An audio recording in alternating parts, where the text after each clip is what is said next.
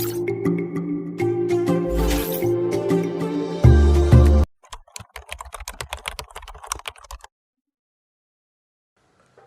my name is Aranya Roy. I'm currently a senior at the American Embassy School, New Delhi, where I'm currently in the second year of my IB diploma.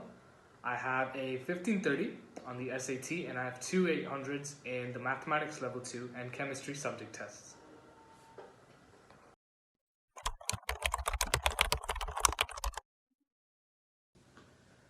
The test prep journey with Tutela was amazing. I think that there are many things that sort of separate them from other educational institutes.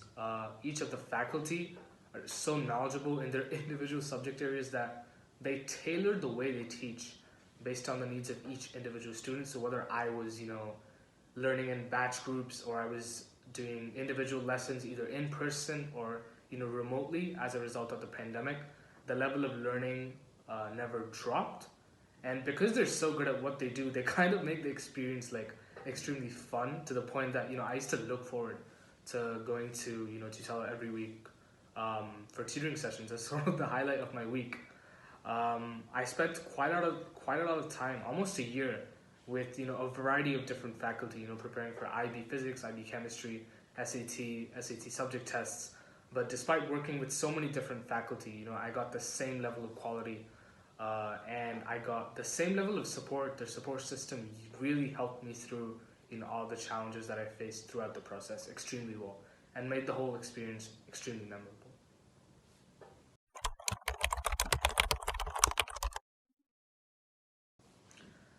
The reading section, I think, on the SAT was the most challenging section for me.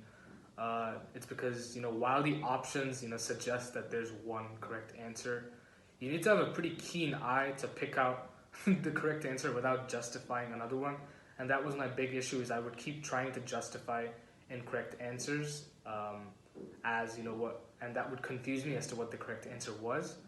To improve on that, you not only need to sort of practice, but you also need to understand how the paper works, which is what Tutela guided me through. Their extensive list of practice tests, allowed me to just repeat the skills required for the reading section time after time.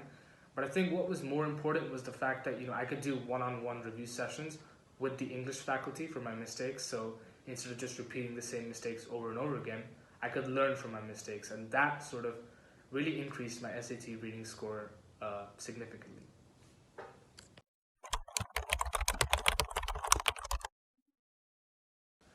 I mean, I would be lying if I, said that the college apps process does not involve stress.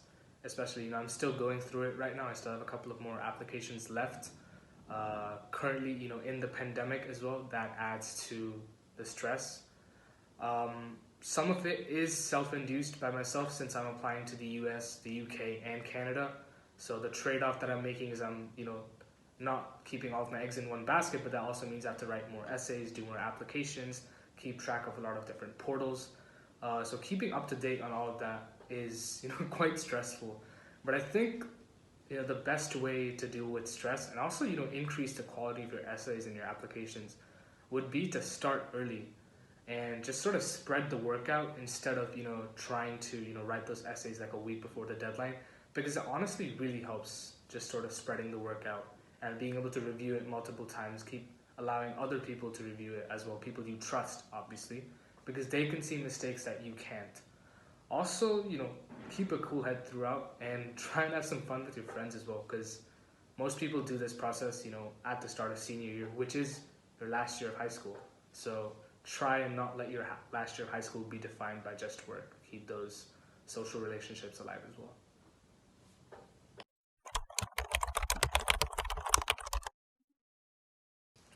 I think a major boost in the college apps process, and this is, it doesn't matter if you're applying to the US or the UK or anywhere, is just finish all of your standardized testing as early as possible. Obviously, you want good scores, but start as early as possible so you can take multiple attempts for your subject tests or your SAT or ACT, and that way you can also finish them earlier, finish them before you start your application, so then you only have to worry about doing essays or filling out forms while you're applying.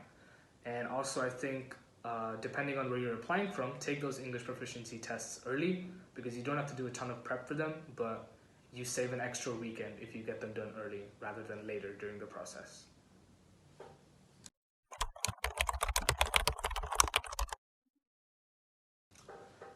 So for my personal development project, the idea came up last winter before the pandemic, where I traveled to the small town of Daltonganj in Jharkhand, India, where I interviewed some village communities basically about their dependence on the surrounding environment and the tiger reserve. And this was for my, IB extended essay at the time. Without trying to sound, too scientific, the gist of what I got was that the villagers were sort of dependent on the environment around them, and hence were degrading it, even though they didn't want to, but they had to because they got all their basic survival necessities from the forest. And as a sort of environmentally passionate kid at the time, I decided to start a sustainable development initiative in the area, which was a lemongrass distillation initiative with keeping 3 goals in mind. The first one was to decrease their dependence on firewood and other resources for income in the forest. The second one was to create a sustainable source of natural income using lemongrass, which they could distill to make oil, and they could also form a village cooperative to share the resources amongst themselves instead of degrading the forest individually.